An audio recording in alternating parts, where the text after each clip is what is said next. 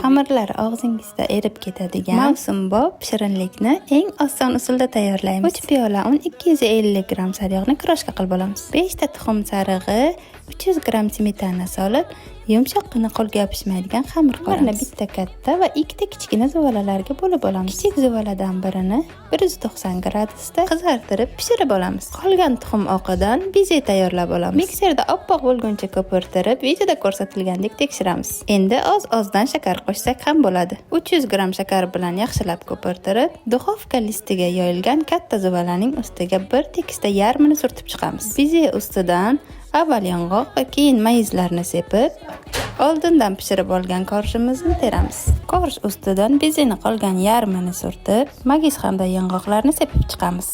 Ustidan eng oxirgi zuvalani yoyib, chiroyli qilib atroflarini yopishtirib, tuxum sarig'ini surtib chiqamiz. Vilka yoki pichoq bilan naqshlar tushirishingiz mumkin. Yong'oq bilan ustini bezatib, 190 gradusga duxovka pechiga uzatamiz. 45-50 daqiqadan so'ng ustlari kumur-kumur, xamirlari uvalanib ketadigan mazali shirinligimiz tayyor. Layklaringizdan xursand bo'laman.